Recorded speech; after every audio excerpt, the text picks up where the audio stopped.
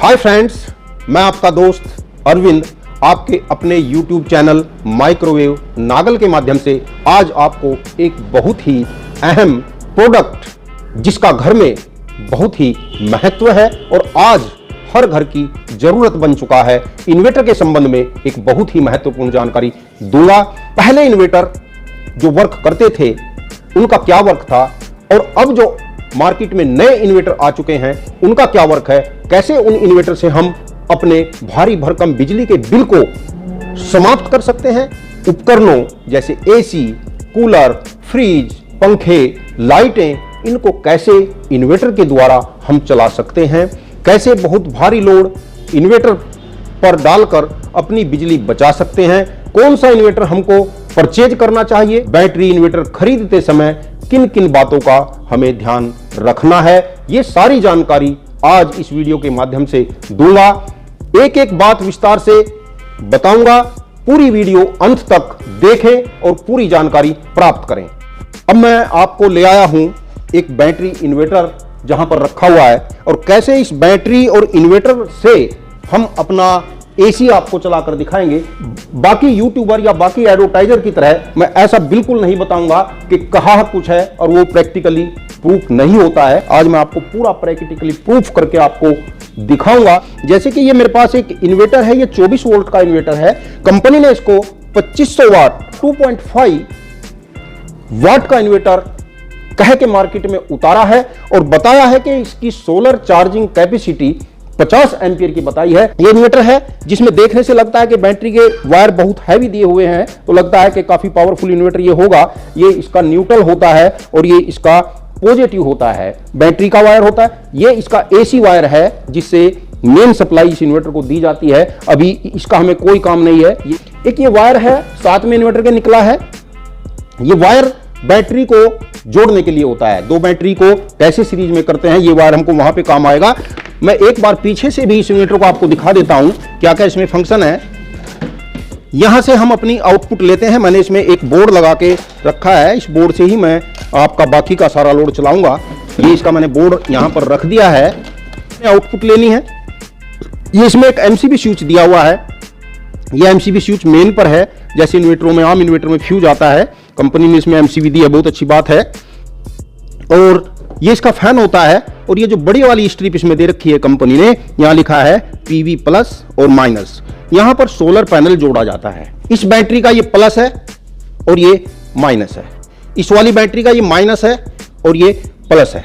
अब हमको सीरीज में करना है तो हम क्या करेंगे, एक बैटरी का माइनस और दूसरी बैटरी का प्लस आपस में कनेक्ट कर देते हैं। घर में ये चीजें सभी से करनी आनी चाहिए दोस्तों। ये घर के लिए एक आम बात होती है। ये कार्य अपने आप ही करने चाहिए। इसके लिए किसी मिस्त्री को, किसी टेक्निकल की कोई आवश्यकता नहीं पड़ती। जो लोग कमारे हैं, जिनकी शादियां नहीं हुई है, वो बहुत जरूरी है उनके लिए इसको सीख लें, नहीं तो उनकी शादी अधिक दिन नहीं चलने वाली। अब हम इन्वर्टर के टर्मिनल्स को बैटरी से जोड़ेंगे। ये नेगेटिव वायर को बैटरी का जो नेगेटिव बचा है इससे कनेक्ट करना है और पॉजिटिव वायर को बैटरी का जो पॉजिटिव बचा है इससे कनेक्ट करना।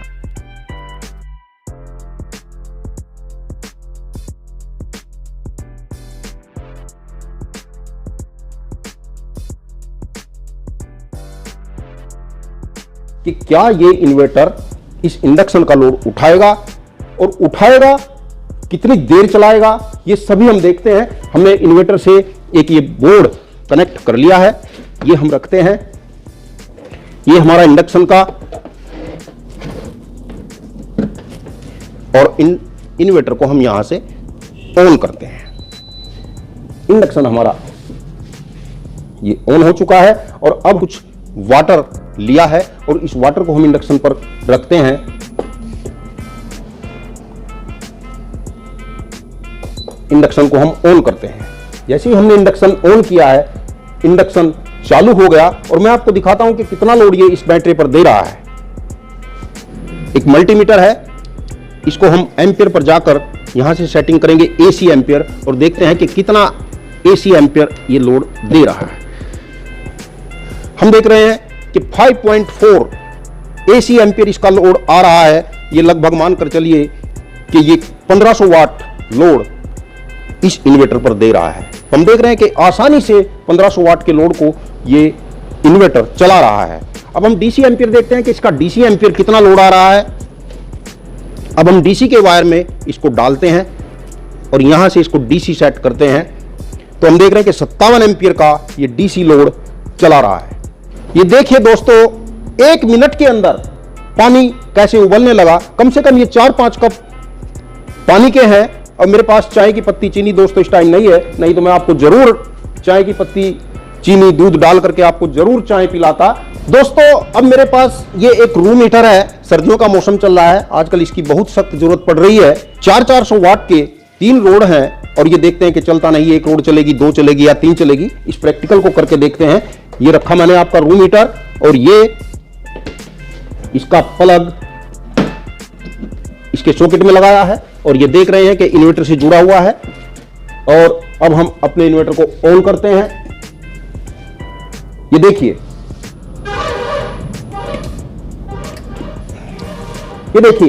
ये रूम हीटर चालू है। अभी इसकी 1 रोड चल रही है, अभी इसकी 1 रोड ऑन है, अभी इसकी दूसरी रोड ऑन होती है, अभी इसकी तीसरी रोड ऑन हो जाती है और पूरा हीटर आपका रनिंग में है। अब हम लोड चेक करेंगे कि कितना लोड ये रूम हीटर इन्वर्टर पर डाल रहा है। और ये इसमें मीटर मैंने डाल दिया है और आप देख रहे हैं कि ये मीटर 4.5 एम्पीयर का लोड इस पर दे रहा है। हमने इंडक्शन का लोड देखा था, इंडक्शन इस पर लोड डाल रहा था 5.7, लेकिन ये रूम हीटर इस पर लोड डाल रहा है 4.5, अर्थात रूम हीटर का लोड जो है इंडक्शन से कम ही आता है। दोस्तों हमने इंडक्शन को चलते देखा है इन्वर्टर पर, हमने रूम हीटर को भी चलते देखा है। अब हम अपना घर का एसी भी देखेंगे कि क्या ये इन्वर्टर हमारे घर के एसी को चला सकता है या नहीं चला सकता, क्योंकि ये बहुत लोगों की रिक्वायरमेंट है कि हमारे यहां बिजली का कनेक्शन नहीं है या हमारा ऑफिस है, हमको दिन के समय में ही एसी चलाना है, या हम एसी को सोलर पर चलाना चाहते हैं, बिजली पर चलाना नहीं चाहते क्योंकि बिजली का बिल बहुत ज्यादा आता है। तो ऐसे लोगों की रिक्वायरमेंट को देखते हुए हम एक ऐसे प्रोडक्ट को लेकर के आए हैं जो नए जमाने का इन्वर्टर है और जो बहुत ही आसानी से भारी लोड को आसानी से चला रहा है। ये बहुत ही खुशी की बात है।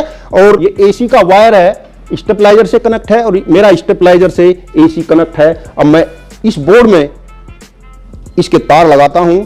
यह प्रैक्टिकल बहुत बारीकी से दिखाना इसलिए जरूरी हो गया कि कुछ एडवर्टाइजर लोग या कुछ यूट्यूबर अपनी टीआरपी बढ़ाने के लिए एक पैनल 50 वाट का पैनल लेकर खड़े हो जाते हैं और कहते हैं कि देखिए 50 वाट से पूरे घर का लोड चला देते हैं। दोस्तों ऐसा बिल्कुल भी नहीं है।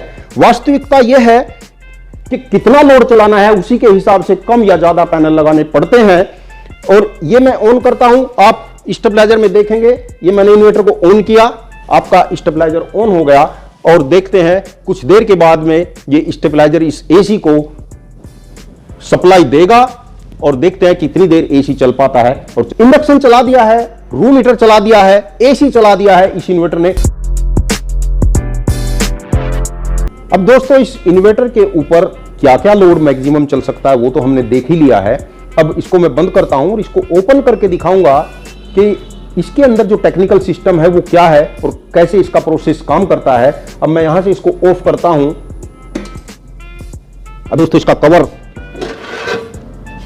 ओपन करते हैं। अरे वाह, अच्छा सिस्टम देखने में लग रहा है कि ये इन्वर्टर साइन वेव है। इन्वर्टर का जो वर्क होता है इसके अंदर 24 वोल्ट या 12 वोल्ट डीसी वोल्ट आता है और ये इस डीसी वोल्ट को 12 वोल्ट या 24 वोल्ट एसी में कन्वर्ट करता है। ये सारा वर्क एक ये आईसी इसमें लगी होती है, प्रोग्राम आईसी। इसका जो एल्गोरिदम होता है वो सिंपल सा है, कोई खास मुश्किल नहीं होता। यहां से 24 वोल्ट एसी करंट बनता है और इस वायर के द्वारा ये जो ट्रांसफार्मर नीचे लगा है ये ट्रांसफार्मर ही 24 वोल्ट एसी को 220 वोल्ट एसी में कन्वर्ट करके हमें आउटपुट देता है। ये इसका कार्य करने का प्रोसेस है। इसमें 2 कार्ड लगे हुए हैं। एक ये कार्ड है, ये मुख्य कार्ड होता है जो इन्वर्टर पर कार्य करता है, और एक कार्ड ये लगा हुआ है, जरा ये कैमरामैन दिखाएं इसको अंदर। ये जो कार्ड इसमें लगा हुआ है ये भी काफी बड़ा कार्ड, काफी सारे मोस्फेट इस पे लगे हुए हैं। ये सोलर पैनल पर कार्य करता है। ये सोलर पैनल के लिए कार्ड है और ये इन्वर्टर के लिए कार्ड है। ट्रांसफार्मर भी हैवी है, अच्छा इन्वर्टर बना हुआ है। ये फैन लगा हुआ है, जैसे हीट सिंक गर्म होती है जो ये एल्युमिनियम की आप देख रहे हैं जालीदार, ये हीट सिंक होती है, ये मोस्फेट को ठंडा करने के लिए लगी हुई होती है। ये फैन लगा होता है, हीट सिंक ज्यादा गर्म हो जाए तो फैन चालू हो जाता है और इस हीट सिंक को ठंडा रखता है, मोस्फेट को ठंडा रखता है। ये इसका इन्वर्टर का प्रोसेस होता है। ये इसके रिले लगी हुई है, इसमें ये रिले चेंज ओवर का कार्य करती है। रिले देखने से थोड़ी छोटी लग रही है क्योंकि काफी हैवी इन्वर्टर है, काफी लोड इस पर चलेगा, घर में काफी लोड होता है, कभी कभी लाइनें शॉर्ट होकर के भी रिले को बर्न कर देती हैं। रिले मेरे हिसाब से थोड़ी छोटी है, लेकिन यदि इन्वर्टर के कार्ड का जो प्रोग्राम है, आईसी का जो प्रोग्राम है, यदि प्रोग्रामर ने आईसी के एल्गोरिदम को इस तरीके से डिजाइन किया होगा कि ये चेंज ओवर जीरो क्रॉसिंग पर होगा तो रिले काफी है, और यदि जीरो क्रॉसिंग का ध्यान नहीं रखा गया होगा तो रिले बर्न होने के चांस रहते हैं। इस इन्वर्टर पर लोड डालने के बाद यदि आप अपने बिजली के बिल को बचाना चाहते हैं या बिजली के बिल को जीरो करना चाहते हैं तो कैसे इन 2 बैटरी के ऊपर ही आप अपने घर का सारा लोड, यहां तक कि समरसेबिल भी ये इन्वर्टर चला देगा आपका। और 2 ही बैटरी पर, जो समस्या अब तक रहती थी कि समरसेबिल या एसी चलाने के लिए कस्टमर को 4 बैटरी लगानी पड़ती थी, 4 बैटरी का इन्वर्टर ही समरसेबिल को या एसी को चला पाता था, लेकिन अब वो समस्या खत्म हो गई। अभी इसके महत्व को लोग समझने लगे कि जो बहुत भारी बिजली के बिल घरों में आने लगे, उन बिलों से हम कैसे निजात पाएंगे। तो 2 बैटरी घर में लगाइए, बड़ा इन्वर्टर लगाइए और इस पर सोलर पैनल इसकी आवश्यकता के अनुसार लगा लीजिए और टेंशन फ्री हो जाइए। दोस्तों, यदि वीडियो पसंद आई हो तो लाइक जरूर करें, सब्सक्राइब के बटन पर जाकर के सब्सक्राइब करें और बेल आइकन का बटन भी अवश्य दबाएं। धन्यवाद दोस्तों।